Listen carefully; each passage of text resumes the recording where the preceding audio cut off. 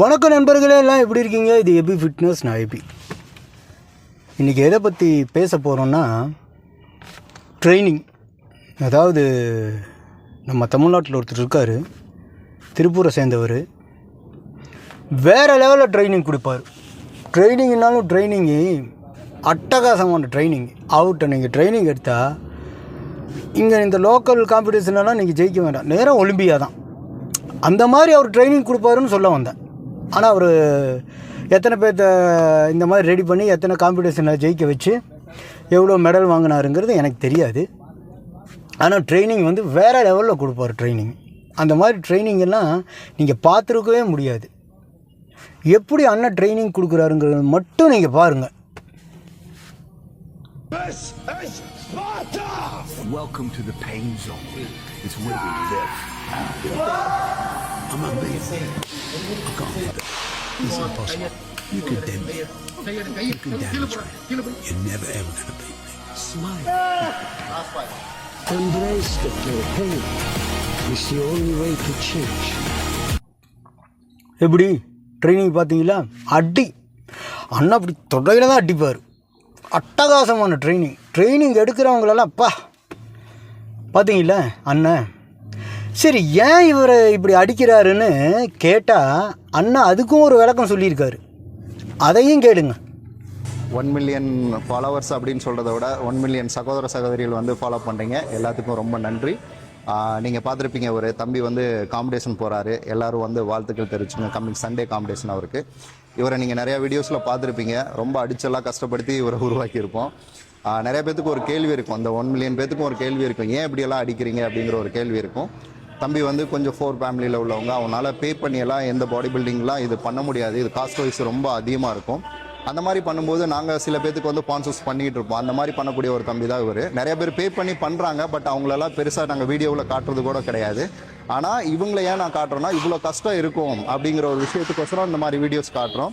அப்புறம் நம்ம வீட்டில் ஒரு ஃபேமிலியாக ஒருத்தரை கனெக்டாக இருந்தால் கூட, நம்ம ஃபேமிலியில் ஒருத்தருக்கு ஒரு காசு செலவு பண்ணால் கூட அது வேஸ்டேஜ் ஆகும்போது ஒரு சின்ன கோவம் வரும் இல்லைங்களா? அந்த மாதிரி தான் எதுவும் வேஸ்ட் ஆகிடக்கூடாது அப்படிங்கிற ஒரு விஷயம். அடுத்த கட்டத்துக்கு இவர் மூவ் ஆகணும், இதனால இவரோட லைஃப் மேலே வரணும் அப்படிங்கிற ஒரு அக்கறையில், அதுவும் இல்லாமல் ஒரு மாஸ்டராக இருக்கிறத விட ஒரு அண்ணனா தம்பியாக இருக்குந்தா என்ன கோவம் வருமோ அவர் ஃபேமிலியில் ஒருத்தராக இருந்தால் அந்த மாதிரி புஷ் பண்ணி கொண்டு போகிறது தான் இது ஒரு பாடி பில்டிங் அப்படிங்கிற ஒரு ஆர்ட்டு.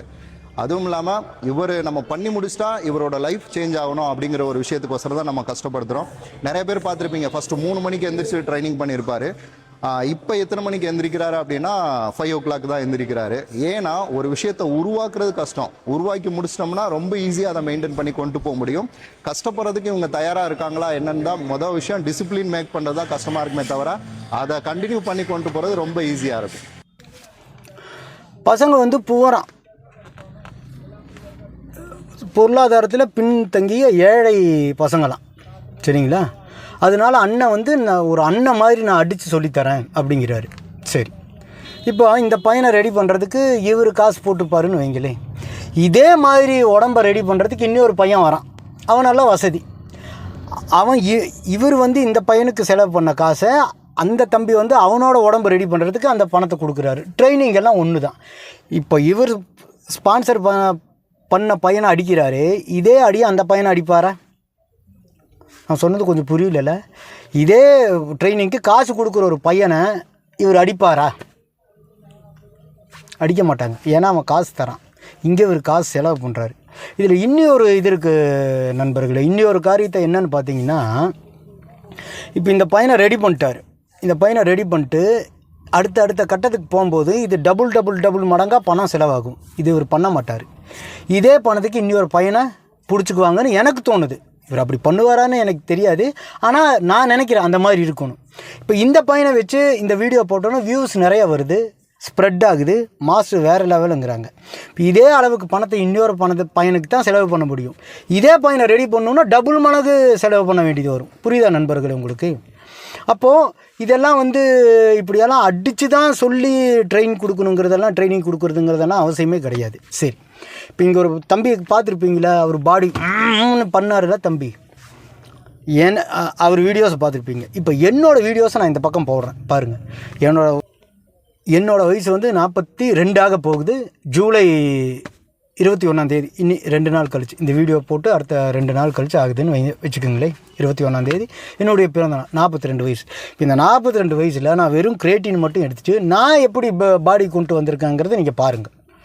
இத்தனைக்கும் எனக்கு வந்து உடம்புல பிரச்சனை இருக்கிறதுனால நான் அதுக்கு மெடிசன் சாப்பிட்றேன், மருந்து மாத்திரைகள் சாப்பிட்றேன். அதனால என்ன ஆகுதுன்னா அதனுடைய ஒரு பாதிப்பு வந்து என்னுடைய தொடையை இது பண்ணுது. என்னோடய லெக்ஸ் வீக்காக இருக்கும் பாருங்களேன். லெக் ஒர்க் அவுட் பண்ணுறேன், பண்ணாமலாம் இல்லை, நல்லா லெக் ஒர்க் அவுட் போடுறேன். ஆனால் அதுக்கு இன்னும் எனக்கு சரியான ஊட்டச்சத்தான உணவுகள் எல்லாம் வேணும். அப்போ தான் இந்த தையை டெவலப் பண்ண முடியும். இருந்தாலும் என்னுடைய பயிற்சி நான் விடுறதில்லை. 42 வயசில் என்னோடய உடம்புல இந்த பிரச்சனையை வச்சுட்டு அதற்கான மருந்து மாத்திரைகளை சாப்பிட்டும் என்னால் இப்படி ஒரு ஃபிசிக்கை கொண்டு வர முடியும்னா மற்றவங்களுக்கெல்லாம் ஸ்டெராய்டு போட்டு தான் கொண்டு வரணுமா? இதை இவர் வந்து இந்த தம்பிக்கு நான் ஸ்டெராய்டு போடுறேன்னா சொல்கிறது கிடையாது. நேச்சுரலுங்கிற மாதிரியே அவங்க சொல்கிறாங்க. நேச்சுரலாக நான் பில்டு பண்ணேங்கிற மாதிரி தான் இவங்களுடைய அந்த செய்கைகள் பேச்சுகள் எல்லாம் இருக்குது. ஆனால் நேச்சுரல் கிடையாது. 99% 9 எல்லாருமே மெடிசின் எடுப்பாங்க, யாரும் நேட்டி கிடையாது. எங்களை மாதிரி இருக்கிறவங்களெல்லாம் அதிகபட்சமாக பார்த்தீங்கன்னா ஒரு 15 இன்ச்சு கை வரும், அவ்வளோதான். ஏஜு, டயட்டு, ஒர்க் அவுட்டு, சரிங்களா, ரெஸ்ட்டு, இந்த மாதிரியெல்லாம் இருந்தால் தான் நேச்சுரலாக பண்ணுறவங்களுக்கு ஓரளவுக்கு வந்துட்டு ஒரு ஃபிசிக்கை கொண்டு வர முடியும். இருக்கிறதுலே கஷ்டமானது என்ன தெரியுங்களா நண்பர்களே? நேச்சுரல் பண்ணுறது தான். சரிங்களா, நீங்கள் அனபாலிக் போட்டு நீங்கள் எப்படி அடித்தாலும் உங்களுக்கு வந்துட்டு பாடி வரும். இதை நான் நிறைய வீடியோஸில் சொல்லியிருக்கேன். அதனால் இந்த மாதிரி அடித்து இந்த மாதிரி ரொம்ப ஒருத்தனை வருத்தி கஷ்டப்படுத்தி ட்ரைனிங் கொடுக்குறங்கிற அவசியம் கிடையாது, தேவை கிடையாது. இன்றைக்கி வந்துட்டு அவருக்கு 1 மில்லியன் சப்ஸ்கிரைபர், ஃபாலோவர். சரிங்களா, இதுதான் ஆபத்து. ஏன்னா இதெல்லாம் பார்க்குறவங்க இப்படி தான் இருக்கும் ட்ரைனிங்குன்னு. அதில் சில பேர் கமாண்ட் பார்க்கணும், ஏன் மாஸ்டர் அடித்து சொல்கிறீங்கன்னு யாருமே கேட்கல.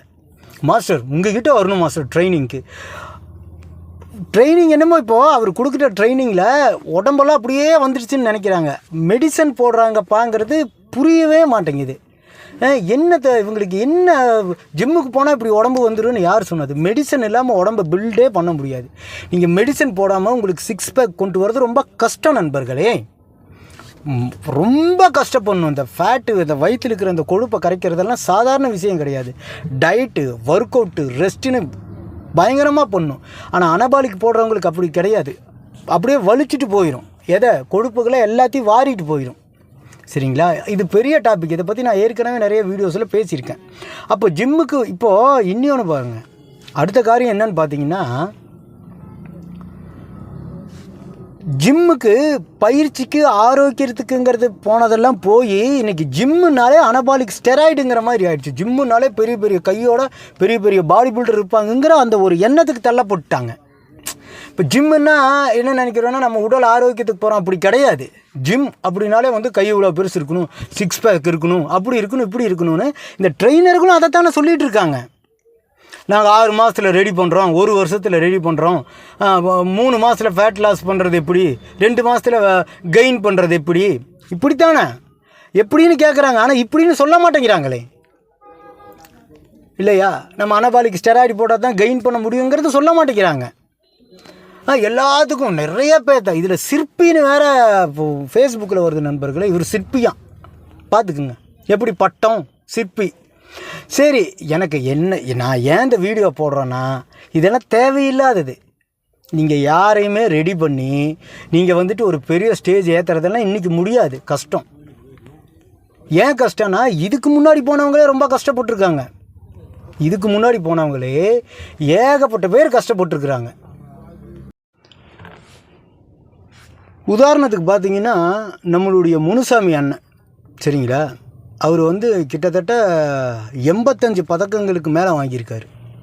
வாங்கி இப்போ வந்து அவர் என்ன சொல்கிறாருன்னா, இப்போ இல்லை 2 வருஷத்துக்கு முன்னாடி சொன்னது அவர், எனக்கு பெரிய அங்கீகாரம் கிடைக்கல, நான் மூட்டை தான் தூக்க போகணும் அப்படின்னு சொல்கிறாரு. அவருடைய வீடியோஸ், அவருடைய இன்டர்வியூவில் சின்ன சின்ன கிளிப்புகள் இருக்குது, நான் அதை இங்கே போடுறேன், நீங்கள் பாருங்கள். ஃபஸ்ட்டு அதை பாருங்கள், அப்புறம் நம்ம பேசலாம். ஒரு டிஸ்ட்ரிக்ட் இன்றைக்கி பண்ணாலே ஒரு சோசியல் மீடியாவில் பயங்கர பிரபலம் ஆயிடுறது. நம்ம இன்றைக்கி பண்ணியிருக்கிறது வந்து அமைச்சர் ஒலிம்பியாடில் கோல்டு மெடல் பண்ணி அது ஒரு முதல் தமிழனாக வின் பண்ணியிருக்கு. அது நமக்கு இன்றைக்கி நம்ம தமிழ்நாட்டில் ரெகக்னேஷன் கிடைக்கல. அது ஏன்னு இன்னி வரைக்கும் எனக்கு தெரியல. இன்றைக்கி நான் ஒலிம்பியா அடிச்சிட்டேன், அமைச்சர் ஒலிம்பியாவில் கோல்டு மெடல் பண்ணிட்டேன், ப்ரோ கடை பண்ணிட்டேன். இப்போ நாளைக்கு எனக்கு வயிற்று பொழப்புக்கு சாப்பாடுக்கு காசு இல்லைன்னா நான் என்ன பண்ண முடியும்? நான் யார்ட்டையும் போய் கேட்க முடியாது. அப்போ நான் என்ன பண்ண முடியும்? நான் இறங்கி மூட்டை தூக்கினாலும் தூக்கி தான் வேணும். இப்போ ஈவெண்ட்டில் பைக் தரணும், அதுவும் எனக்கு தரல. வின் பண்ண தரல. எனக்கு ஒரு கிடைச்ச வேலையும் கெடுத்துட்டாங்க. நம்ம யாருக்கு எந்த கெடுதல்? அவ்வளோ கஷ்டம் நண்பர்களே. இன்றைக்கெல்லாம் நீங்கள் வந்துட்டு இந்த பாடி பில்டிங் துறையில் நான் வந்து பெரிய ஆள் ஆகணும்னு நினச்சி வந்தால் ஒன்றுமே பண்ண முடியாது. லட்சக்கணக்கில் பணம் வேணும். இன்றைக்கும் இங்கே வட இந்தியாவில் டெய்லியும் 10,000 ரூபா செலவு பண்ணுற பாடி பில்டரெல்லாம் இருக்காங்க. நிதின் சண்டிலா இவ்வளோ செலவு பண்ணியும் நம்ம சரவணன் கிட்ட தோத்துட்டார். மிஸ்டர் வேர்ல்டில் நம்ம சரவணன் ஜெயிச்சிட்டார். சரிங்களா? அவ்வளோ காம்படிஷனெல்லாம் இருக்குது, அவ்வளோ பிரச்சனைகளாக இருக்குது. அடுத்த டைமு போய் அந்த சண்டிலா ஃபஸ்ட் ப்ரைஸ் வாங்கிட்டார். சரிங்களா? அது மேட்ரு இல்லை. ஆனால் செலவுங்கிறது எவ்வளோன்னு பாருங்கள்.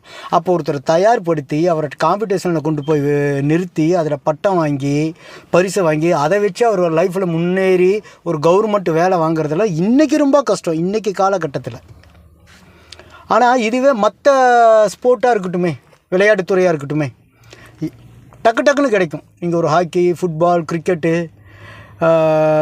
ஒலிம்பிக்கில் விளையாடுறது, காமன்வெல்த், ஆசியன் கேம், இதிலெல்லாம் நீங்கள் பதக்கம் வாங்கினாலே உங்களுக்கு கவர்மெண்ட் வேலைங்கிறது நிச்சயம். ஆனால் அந்த பாடி பில்டிங் மட்டும் ஏன் இவங்க நிராகரிக்கிறாங்கன்னு தெரியல. அப்படியே நமக்கு அந்த வேலை வாங்குறதுனாலும் ரொம்ப கஷ்டம். நம்ம ராஜேந்திர மணியனன்னு கூட சொன்னாங்களாம், 10th படி, 10th படித்தோன்னா 12th படி, 12th படித்தோன்னா டிகிரி வாங்கு, இப்படின்னெல்லாம் சொல்லியிருக்காங்க. அதனால் நண்பர்களே, இந்த பாடி பில்டிங் துறைங்கிறது பணம். இந்த பட்டிமன்றத்தில் தீர்ப்பு சொல்லுவாங்கள்ல, அந்த மாதிரி நான் சொல்கிறேன். பணம் பணம் பணம் பணம் இருந்தால் நீங்கள் எதை வேணாலும் சாதிக்கலாம். வெளிநாட்டிலேருந்து நீங்கள் மெடிசன் கொண்டு வந்து போட்டு நீங்கள் பயிற்சி பண்ணலாம். தரமான பயிற்சியாளர்களை நீங்கள் நியமிக்கலாம். ரித்திக் ரோஷன் பயிற்சியாளரெல்லாம் வந்து 50 லட்சம் கொடுப்பாராம் அவர் பயிற்சிக்கு. அதனால் நண்பர்களே, நீங்கள் பார்த்துக்குங்க, நல்ல ட்ரெயினர்களை தேர்ந்தெடுங்க. இந்த மாதிரி ட்ரெயினர்களெல்லாம் நமக்கு பாடி பில்டிங்கை பற்றி சொல்கிறாங்களோ இல்லை ட்ரைனிங் பற்றி சொல்கிறாங்களோங்கிறது தெரியாது. ஆனால் இந்த மாதிரி அடிக்கிறது, உதைக்கிறது சமுதாயத்தில் நாங்கள் ரொம்ப பயங்கரமான ஆளுகன்னு காமிச்சிக்கிறாங்க. ஆனால் இதே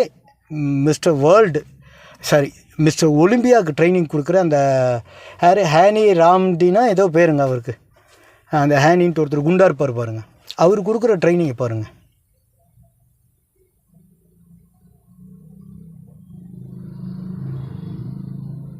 பார்த்தீங்களா?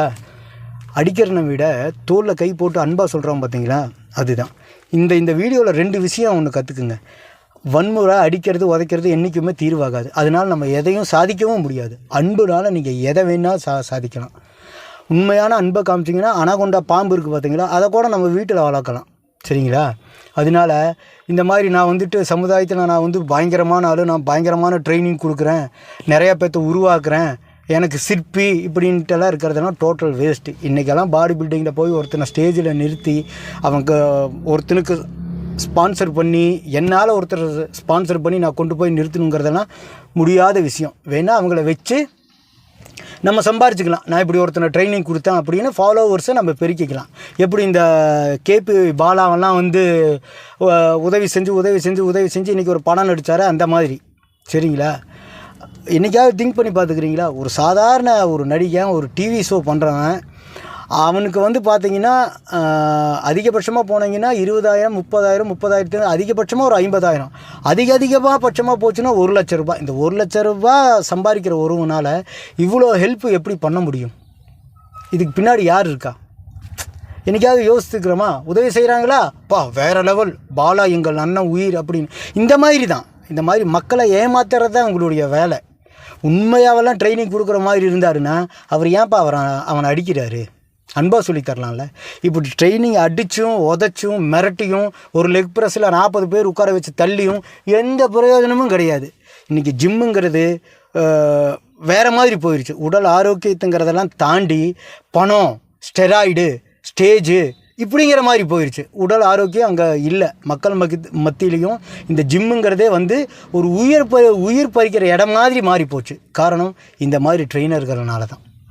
விழிப்பாருங்க. இந்த வீடியோ பிடிச்சா லைக் பண்ணுங்கள், சப்ஸ்கிரைப் பண்ணுங்கள் நண்பர்களே. நன்றி.